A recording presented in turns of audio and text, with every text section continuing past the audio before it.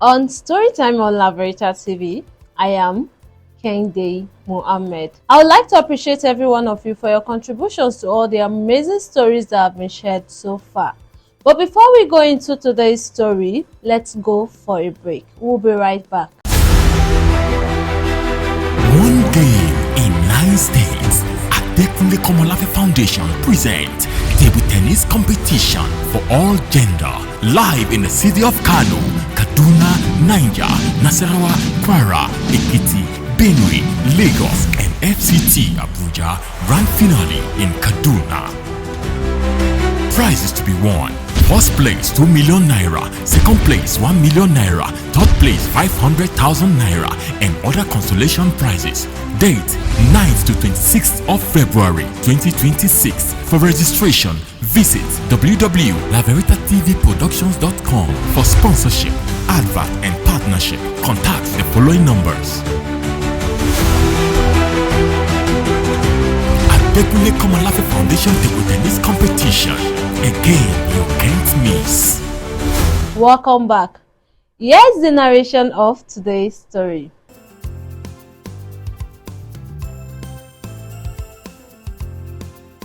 After my husband died and left my daughter with me, when my husband died, I was left alone with my daughter. Everything was moving fine. I was an amazing mother. My world was the most happiest because why? I have my daughter by my side. And life was so unfair to me, even though I tried all my best. But in all I did, I made sure my daughter had the best she could ever wished for. I struggled through everything, provided for her, and also for the school side, there was no support, but I tried my best that my daughter went through all the school. But life was actually unkind to me at the same time. But I made sure I was the good mother that I am. Most of the times, a lot of people will say, why not get married and have another man so that your daughter can have the father she so desire after the death of her real father. But I have actually told myself that I was never going to get married. The little strength I have in me was to take care of my daughter. I want another person to come and share in the joy my daughter is sharing with me. It was a fine one, right? But along the line, one of those afternoons, my daughter works in a different place, so she doesn't stay with me. She only comes to check up on me. I saw her call on a normal afternoon and she said she has something she would like to discuss with me. What do you want to discuss with me? She said there is not something we can actually discuss on phone. That she will have to come and see me physical so that we can have one-on-one discussion. She came and she told me she wants to get married.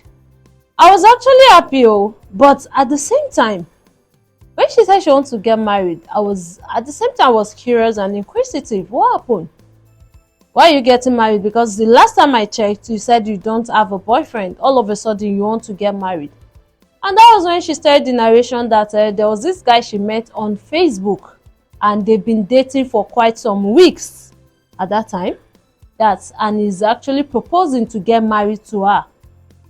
So it was like you just met someone. She said the following month they'll be getting married, as in get married. For how long have you dated? Have you known this guy? She said he's not based in Nigeria, he's based abroad. Why would you want to get married to a man you just met and you don't even know anything about him?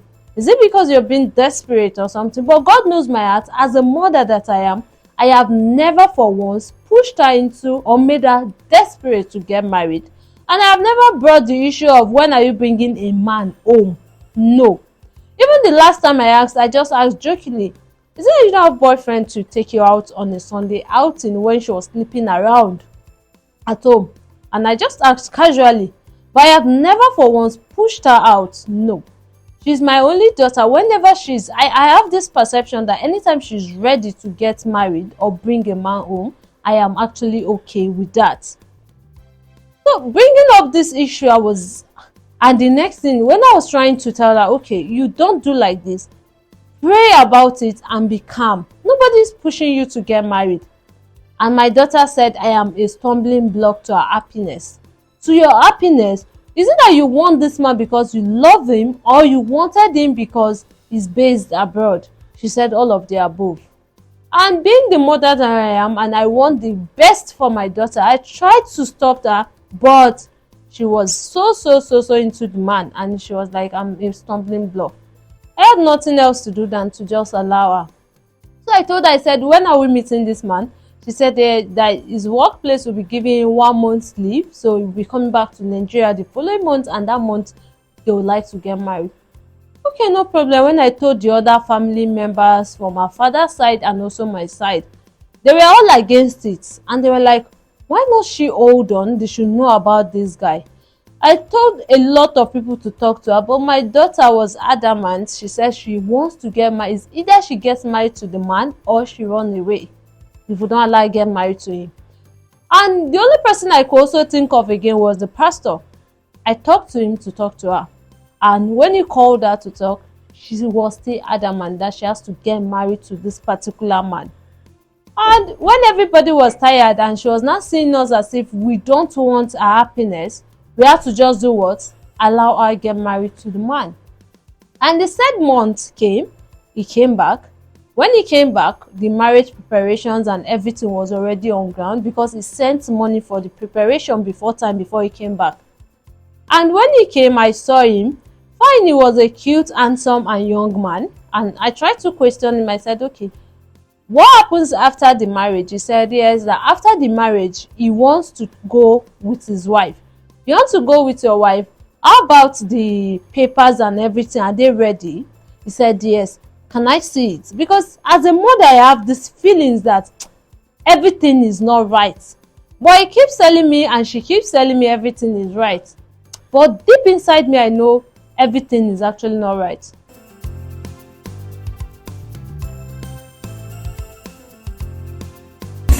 You got what it takes to do it.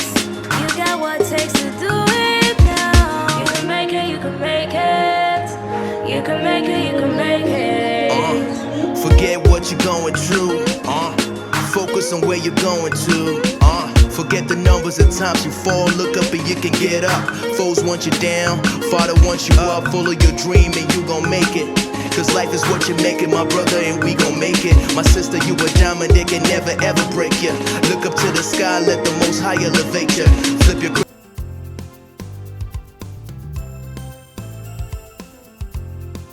Even though the guy keeps telling me everything is okay, but deep inside me I feel nothing is actually fine. But since I want the happiness of my daughter, I had to just let go of everything.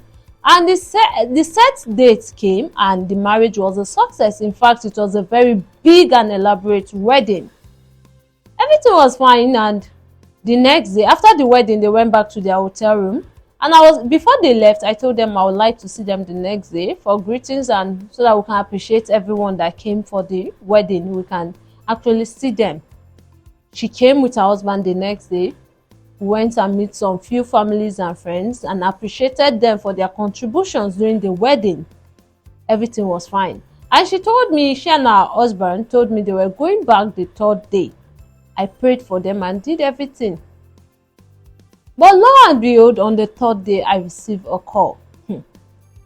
The call I received was it wasn't a normal call. It wasn't a normal call of how are you doing.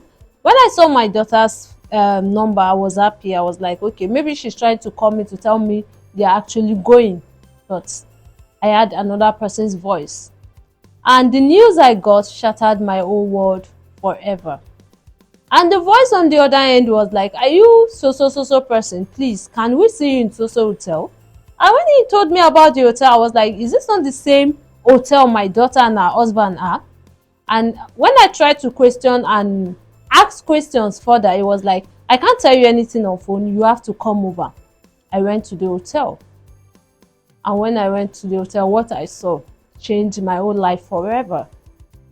I met my daughter's corpse in the room. I shouted, screamed. In fact, I had to be telling them, this is not my daughter. Why? Her breast was missing, and her eyes was missing, and some part of her private part was actually missing. I shouted, screamed. I was like, this is not my daughter. And that was when the story unfolded that the guy she was in the hotel with, I said, he's not just a normal guy, that's her husband. They just got married 2 days back. And it was like, they were like, so that he left. They didn't even know when he left the hotel room, but he left. And the most surprising thing was that he left the side bed. He left some money there, some cash, heavy cash. But my life was shattered, and a lot of people tried to console me, because why? That is my only daughter. She was buried, but at the same time, the police did their work. But how did they track him? They were not able to track him. And everything right now is, I don't even know how to go about with my life, because my whole world is a shock right now. And I keep I'm pinching myself that if this is actually a dream, I want to wake up. And I keep blaming myself. Is it that I have not been the mother that I am enough? Because if only I have stood my ground like a mother, then this won't be happening. My daughter was actually desperate, because why? She wants to go abroad. But God knows my heart, I have always provided everything she wants.